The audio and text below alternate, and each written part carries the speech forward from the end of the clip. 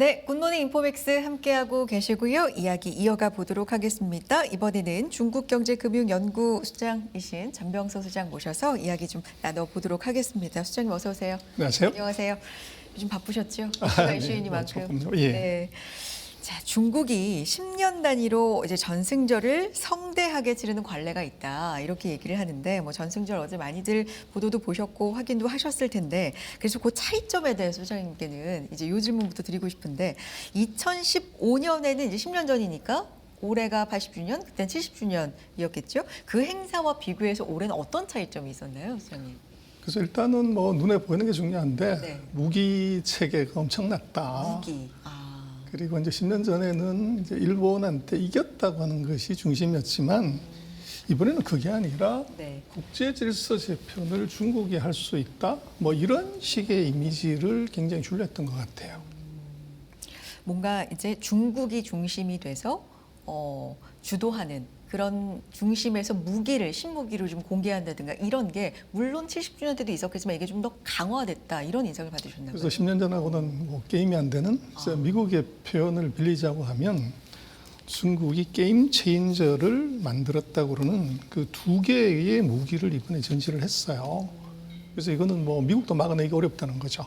그래서 그럴 정도로 이제 어떻게 보면 미중의 경제 전쟁에서 또 하나의 이제 불안감은 미국이 중국을 공격했을 때 중국이 막아낼 수 있냐? 뭐 이런 것에 대한 불안감이 있죠. 그런데 그것을 불식시키는 노력이 이번에 이루어졌다. 그렇게 보실 것 같아요.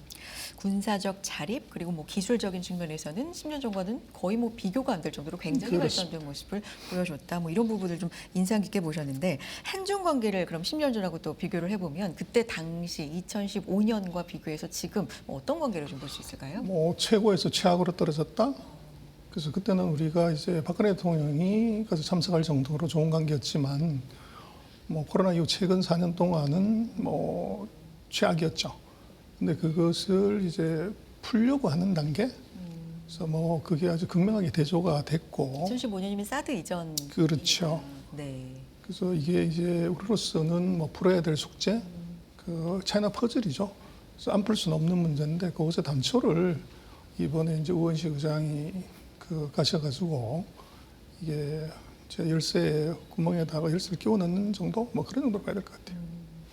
그렇군요. 그러니까 최고로 뭐 좋았다. 최고라고 표현은 뭐 좀 그렇습니다. 어쨌든 좋았다가 중간에 굉장히 최악으로 치달았다가 약간은 회복이 되는 뭐 그런 관계. 시작이죠. 예. 시작점이다. 이렇게 평가해 볼 수 있겠고 이번 전승절 26개국 정상이 참석을 했는데 그 면면을 보면 서구 정상들은 대부분 불참하고 비서방 국가들이 줄을 이뤘다. 이걸 그래서 반미연대, 뭐 서구대 비서방연대 뭐 이렇게도 이제 표현들을 많이 하더라고요. 어떻게 보셨습니까? 뭐 일리가 있는 말이긴 한데요. 근데 원래 중국은 뭐 글로벌 사우스나 그 개도국하고 친구하고 동맹을 했지 선진국들하고 한 적이 없어요. 선진국이 상대도 안 해주는데. 근데 요거는 아이러니하지만 트럼프가 만들어낸 서사다. 트럼프가 이게 중국을 세게 압박을 하면서 또 그러고 트럼프가 이번에는 동맹 뭐 서방 우방 국가들을 세게 압박하는 바람에 이게 중국은 원래대로 그냥 뭐 이제 자기네 친한 그 개도국들을 모아가지고 행사를 했지만 이게 이제 반미 쪽으로 연대가 된 걸로 해석을 하게 만드는 이게 이제 트럼프 혓발질이죠. 이제 그게 있었던 것 같고 그러나 중국이 그 사이 10년 사이에 확실한 G2로 올라서고 나서 이번에 보여주는 것은 뭐 다자주의 무슨 이게 이제 평화 무슨 협력 이런 얘기를 중국이 해요. 이건 미국이 원래 했던 얘기고 미국이 하는 건데 이번에 이제 중국은 미국 코스프레를 하는 이제 그런 현상이 벌어졌고 그래서 근본적으로 중국은 지금 그런 글로벌 사우스에 대해서 경제, 안보, 외교 여기 세 군데를 다 이제 진짜 아우르는 그래서 경제에서는 예를 들면 1대1로 이제 안보 같은 경우는 이제 무기 공급 그리고 외교에서는 이제 다자 체제 이걸 이번에 이제 얘기를 하면서 정말 대국으로서의 그 뭐 모양새를 이제 보여주는 결과를 냈던 것 같아요.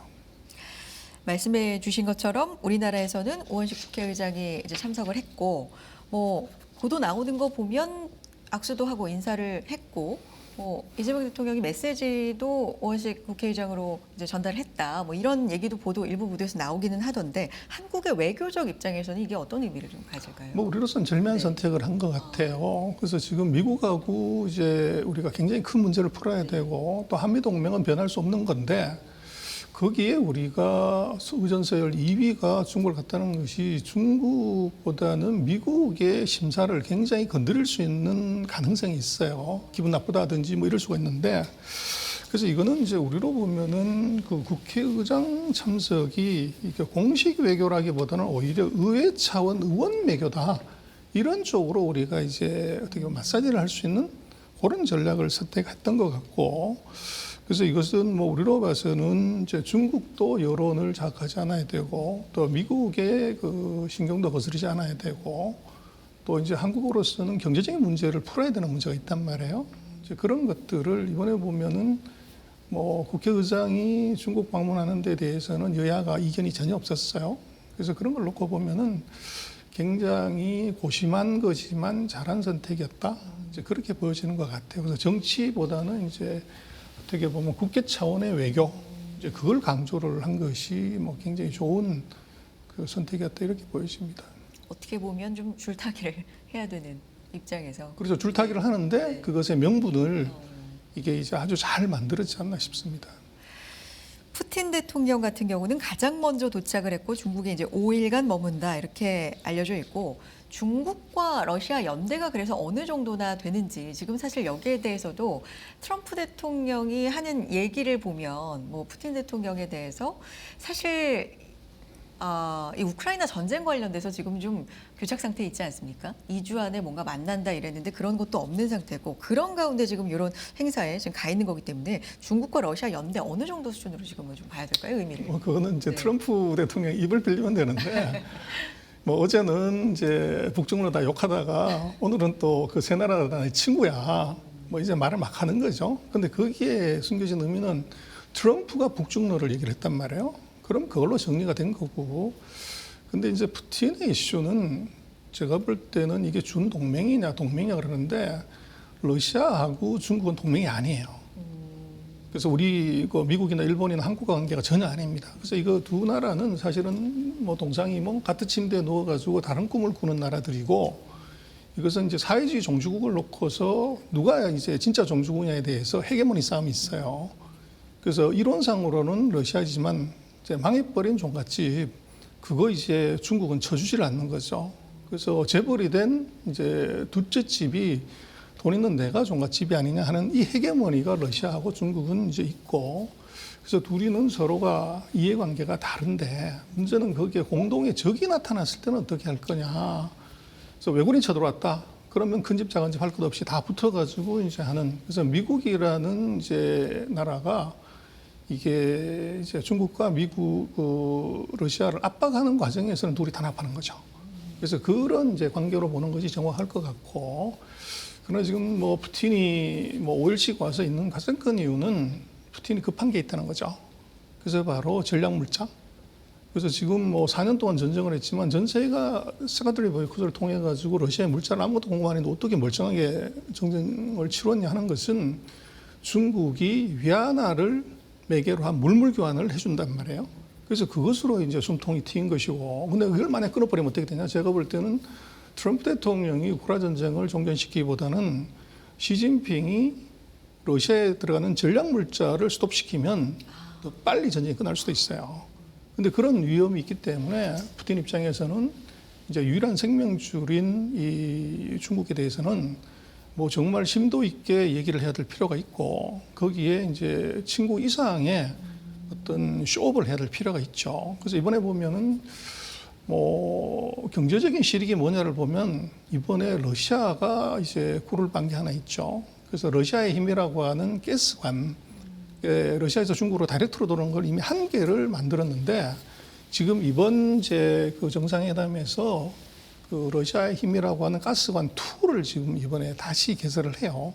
그렇게 되면 러시아의 가스를 중국으로 계속 더 팔아가지고 돈을 챙겨줄 수 있다는 거죠. 그럼 전쟁을 계속할 수 있는 힘이 되는 거죠. 그래서 그렇게 놓고 보면 이제 뭐 러시아 입장에서는 중국과 이제 쫙 달라붙어서 경제적인 이득을 최대로 얻는 것이 이번 이제 전승질 참여의 진짜 목적이 아닌가 싶어요.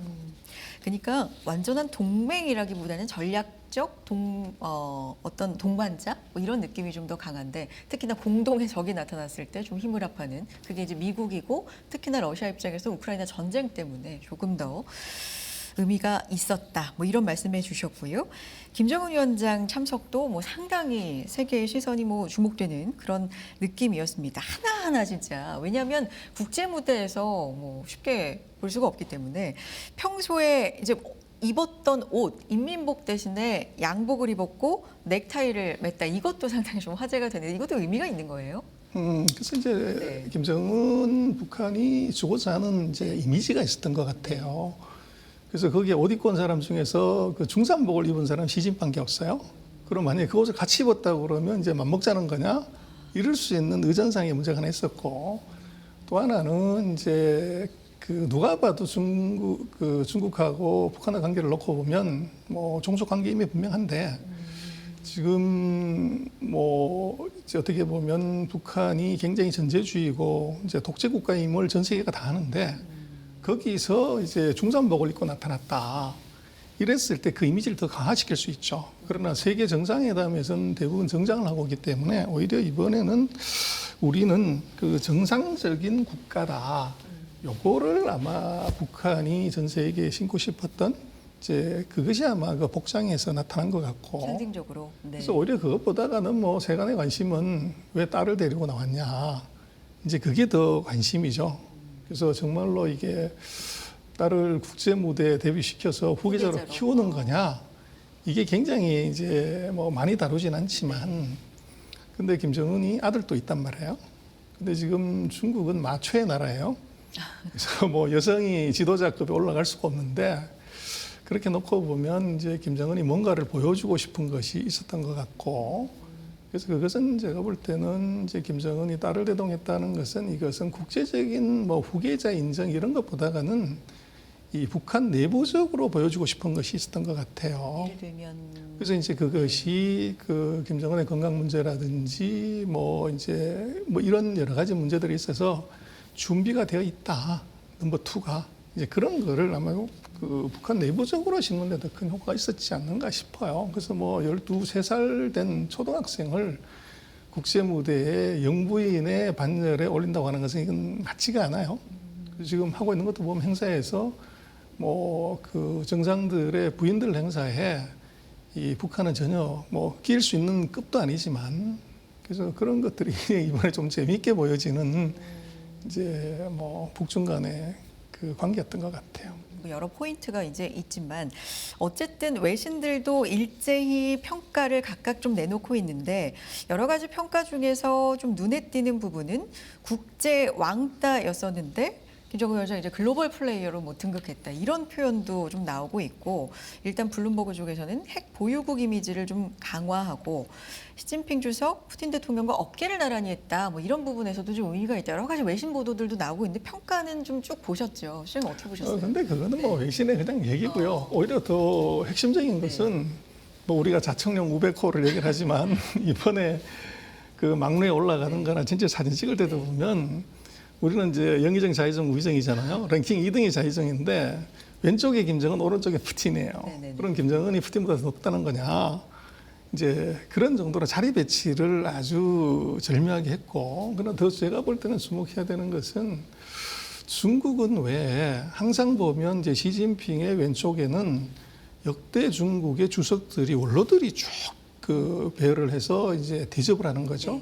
근데 이번에는 그 원로들이 안 보였어요. 거기에 김정은이 대신 선 거죠. 거기에 큰 의미가 있는 것 같아요. 그래서 이제 왜 이제 엄장하는 것은 그 지금 살아있는 역대 지도자가 한 명밖에 없어요. 장제민 등 소평은 다 사망을 했고 지금 있는 이제 후진타오 주석 같은 경우는 병이 깊다고 이제 많이 알려져 있죠. 그러니까 실제적으로 거기에 그 올라올 수 있는 지도자가 사실 없고, 근데 그 자리에 지금 김정은이 이제 섰다고 하는 것은 중국으로서는 굉장히 그 의미 있는 포석. 이제 그거는 제가 볼 때는 이게 러시아하고 최근에 북한이 굉장히 밀착이 됐단 말이에요. 거기에 이제 중국 입장에서는 북한을 대우하는 것처럼 하면서도 이게 그 북한하고 중국이 정상회담을 본격적으로 하거나 공식 일정이 그런 게 있는 건 아니에요. 근데 지금 북한하고 러시아는 이번에 정상회담을 했단 말이에요. 네. 그 얘기는 이제 급이 다르다 우리는. 그래서 3하고 2는 같이 모여가지고 뭘 하든지 있지만 넘버 1은 그냥 우리 마당에 와서 그 상표 놓을 테니까 뭐 얘기해봐라. 이런 정도로 이제 보여지는 것 같아요. 그래서 약간 이제 그 보면서 느껴지는 것은 이게 우리는 북중러 뭐 김정은 셋이서 같이 만났다 이러는데 그게 아니고 절대 강자 한 명하고 이제 중간급하고 절대 약자 세 사람이 만난 걸로 봐야지 북중러가 같은 급이 됐다 이렇게 보는 것은 그건 좀 맞지 않는 것 같아요. 그렇군요. 외신 하나 더 소개를 해드리면 CNN 얘기인데 북중러 세 정상이 가까운 시일 내에 서로의 궤도에서 이탈할 가능성은 좀 적어 보인다, 없어 보인다 이런 분석이 나왔거든요. 그러니까 결속이 좀 단단해 보인다 이런 얘기긴 한데. 뭐 트럼프 때문이죠. 그래서 공동의 적이 나타났기 때문에 이제 그런 거고 이제 트럼프가 실각하고서 이제 미국의 전략이 바뀐다. 그러면 이제 셋이 또 그 이익의 추구의 방향이 다르기 때문에 언제든지 이게 바뀔 수 있고 그래서 그것은 북중러라는 것이 근본적으로 이게 동상이몽이에요.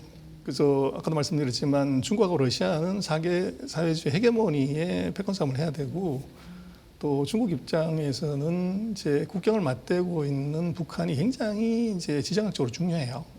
근데 문제는 이제 북한 같은 경우는 경제적인 이슈를 해결해 주는 것은 이것은 중국이거든요. 그래서 뭐 북한의 최대 이슈고 가장 중요한 것 딱 하나는 고르라면 그건 에너지죠, 석유죠. 그래서 석유를 끊어버렸는데 어떻게 10몇 년 동안 이제 저렇게 운영을 하냐는 것은 그건 중국이 이 석유를 공급을 하거든요. 압록강 밑으로. 근데 이것이 이제 북한의 생명줄이죠. 그렇게 그걸 끊게 되면 뭐 모든 산업이든지 뭐 군수 뭐 이게 다 문제가 된다고요. 그래서 실제적으로 이 북한의 생명줄을 쥐고 있는 것은 또 중국이고, 근데 그 사이에 중국이 북한의 전략적 입지가 이게 그 이전 뭐 트럼프 때는 굉장히 중요해졌는데 그것이 북한이 중요해서 그런 것이 아니라 미국이 이걸 중요한 카드를 썼기 때문에 그랬단 말이에요. 그런데 바이든은 뭐 4년 동안 북한에 대해서 언급도 없었어요. 그러다 보면 전략 가치가 훅 떨어지니까 경제적인 지원이나 이런 것들을 이제 소홀히 했죠. 그랬더니 이제 견딜 수 없는 북한이 러시아하고 이제 손잡고서 이제 여러 가지 도움을 받게 되다 보니까 다시 이제 그 어떻게 보면 중국 입장에서는 북한을 관리해야 되는 입장, 뭐 이런 그 묘한 이제 관계이기 때문에 이 삼국의 관계를 안으로 들여다보면 이것이 절대 동등의 관계나 한 방향으로 볼 수 있는 관계가 아니에요. 그래서 각자가 다 이제 이해관계가 다르기 때문에 그러니까 늑대가 나타났다. 그럼 온 동네 사람이 다 나타날 수밖에 없는 이제 그런 상황으로 이제 만들어진 것 아닌가 싶어요. 공동의 적을 그렇죠. 대응하기 위한. 네. 이익은 서로 다른데 그래서 이제 트럼프 대통령이라고 하는 이제 공동의 적이 사라지고 이게 예를 들어서 미국의 전략이 좀 바뀌면 어떻게 되냐? 그러면 이제 세 나라 입지가 다 달라지는 거죠. 그 공동의 적 이제 미국 얘기를 좀 해볼 텐데 트럼프 행정부에 중국이 그래서 이번 행사를 통해서 전하려고 했던 핵심 메시지가 뭘까? 사실 트럼프 대통령도 이 행사 내가 나 보라고 한 것 같은데 나 실제로 봤다 지켜봤는데 중국이 미국 얘기 안 해서 좀 약간 서운했다 뭐 이런 얘기도 비슷한 얘기도 하기는 했는데 실제 전하고 싶은 핵심 메시지 뭐라고 보세요? 우리는 트럼프 당신의 압박에 굴복하지 않는다. 그게 메시지죠. 그리고 지금 이제 경제적으로 압박을 했는데 문제는 중국이 손들고 항복 뭐 다른 서방 세계처럼 이제 딱 바로 사인을 해야 되는데 아무도 이제 그렇게 예상을 못 하고 있잖아. 지금도 안 되고 있고 그래서 경제적으로는 우리가 굴하지 않는다. 이것은 이미 3번의 협상을 연기를 시키면서 그 증거를 보여줬고 그러나 군사 외교적으로도 그러냐 그런 데 있어서는 많은 퀘스천이 있죠. 근데 이번에 이런 이제 대규모 군사 퍼레이드를 하고 이제 뭐 작은 나라들이지만 이제 수십 개 나라들을 모아가지고 뭔가 행사를 하는 것을 보여주는 것 자체가 이제 우리는 군사 외교적으로도 이게 미국 당신하고는 붙어볼 만한 나라야. 이제 이런 것들을 이제 보여주고 싶었던 거 아닌가 싶고 그것은 미국에 대한 뭐 얘기라기보다는 세계에 대한 이제 중국의 메시지 이제 그게 있었던 것 같아요. 앞서서 이제 소장님이 이번에 가장 인상 깊게 본 부분 핵심 말씀해 주실 때 이제 무기 얘기를 제일 먼저 해주셨거든요. 이 무기 얘기를 조금만 더 들어보고 싶은데 실제로 뭐 첨단 무기들 굉장히 기술이 좀 발전된 이런 것들이 등장했다. 근데 이게 실제 이제 전력화가 된 건지 이것도 궁금하고요. 그래서 뭐 여러 가지 무기들이 네. 많이 나왔다고 그러는데 저는 딱 한 가지만 보는데요. 계속 DF라고 써놨는데 그게 동풍이라는 동쪽에서 바람이 불어온다. 네. 이제 그런 건데 그 물론 이제 그 중국의 역대 지도자가 언급한 얘기지만 또 다르게 생각하면 제갈공명이 그 조조군을 물러치는데 동남풍을 불러와 가지고 화공으로 다 이제 없앴다. 그래서 그게 그 동풍인데 그 동풍 미사일이 얼마나 발전했냐가 이게 굉장히 중요한 것이요. 결국은 미국하고 전쟁을 한다고 그럴 때 미국까지 가야 되잖아요. 근데 안 가고도 미국하고 전쟁할 수 있는 방법이 첫 번째는 항공모함, 두 번째는 미사일이죠. 근데 중국은 미사일, 항공모함이 없었기 때문에 중국하고 미국하고는 처음부터 게임이 안 됐지만 지금 항공모함을 뭐 성능이 떨어지든 말든 세 대를 만들었고 네 대째 건조 중이에요. 근데 그렇다고 해도 그거 끌고 가서 미국까지 갈 수 있는 건 아니고 그럼 다이렉트로 안 가고도 할 수 있는 게 미사일인데 지금 중국이 항공모함이나 이것이 없는데도 미국 본토하고 전쟁을 할 수 있는 핵전쟁까지 할 수 있는 것이 바로 동풍미사일이에요. 근데 거기에 뭐 500km부터 시작해서 14,000km까지 날아갈 수 있는 동풍미사일을 순서대로 다 만들었고 이번에 보여준 것의 큰 의미는 이게 미사일이 날아가게 되면 궤도가 있기 때문에 이건 중간중간 단계에서 요격을 할 수 있잖아요. 궤도가 보이면. 근데 이번에 중국이 보여준 이제 미사일 중에 하나는 이게 가다가 방향을 자기 마음대로 트는 겁니다. 그래서 이렇게 되면 이제 요격이 안 되는 거죠. 그래서 이 부분은 근데 그 속도가 얼마가 되냐면 마 10 정도. 그러니까 지금 최고 속도로 가는데 방향이 안 잡히기 때문에 요격이 안 되는 그런 문제가 있는데 이것이 해상에서도 쏠 수가 있고 육상에서도 트럭에 싣고 가가지고 어딘가에서 쏠 수가 있는 이제 이게 들어온 거예요. 네. 그래서 이게 지금 제가 볼 때는 중국의 진짜 실력이고 그래서 지금 뭐 무인 전투기니 무슨 뭐 이제 잠수함 이런 걸 얘기를 하지만 제가 볼 때는 그 동풍 미사일이 미국도 아까 잠깐 말씀을 드렸지만 이건 게임 체인저다. 우리도 저거 지금 바로 요격할 수가 없어. 이럴 정도의 무기를 만들었다는 것 이게 중국의 진짜 실력이죠. 근데 그 얘기는 무기 실력이라는 게 바로 첨단 기술 그리고 우주 항공 실력이에요. 그래서 우리는 뭐 중국 주식에 별 관심이 없어가지고 그랬지만 아까 백은비 연구원이 여러 가지 이제 설명을 해줬는데 지금 중국의 방산 회사들의 주가들이 네. 최근 1년간 주가가 폭등을 했어요. 네. 그래서 거기에 이제 주된 것이 바로 지금 이번에 그 전승절 기념식에서 보여준 무기 퍼레이드가 그게 증명입니다. 그래서 왜 그렇게 뭐 70%, 150%씩 막 올라갔냐 그러면 바로 그 무기 성능 개선 그리고 무지막지한 이제 R&D 투자 또 이제 투자가 같이 이루어졌던 것 그것을 이제 증시에 반영을 한 거죠. 그래서 중국은 그런 미사일, 위성 뭐 이런 걸 만드는 회사들이 상장이 된 게 많아요. 한 20개 정도 상장이 돼 있는데 그 회사들은 뭐 그냥 국가기업이니까 돈이 되겠어 그러는데 이 회사들이 뭐 엄청난 특수를 본 거죠. 미국과의 전쟁 과정에서 그런 미사일이나 항공 우주 쪽에 대규모 투자가 이루어지면서 반도체처럼 엄청난 수요를 사실은 받습니다. 그러니까 무기라는 게 뭐 미국에 이렇게 보여주는 세계에 보여주는 이런 의미도 있지만 기술적으로 거의 뭐 집합체라고 볼 수 있기 때문에 기술적인 자립이라든지 이만큼 첨단이 올라왔다 이런 걸 보여주는 그렇습니다. 그래서 무기가 모든 첨단 기술의 정화는 무기예요. 그 사람 죽이는 무기가 그게 가장 첨단입니다. 그래서 누가 먼저 버튼 눌리냐에 따라서 생사가 갈리기 때문에 최첨단 기술은 거기서 나오고 그것이 이제 평화시가 되면 그 사람 죽이는 무기가 첨단 산업으로 이제 뭐 반도체나 핸드폰이나 뭐 이런 걸로 노트북으로 바뀌게 되는 거죠. 알겠습니다. 오늘은 시간 관계상 여기까지 드려야 될 것 같고요. 이번에 전승절 기념식과 관련된 여러 행사와 관련된 면면들 어떤 의미로 보셨는지 이야기 들어봤습니다. 중국경제금융연구소장 전병서 소장님 함께했습니다. 고맙습니다.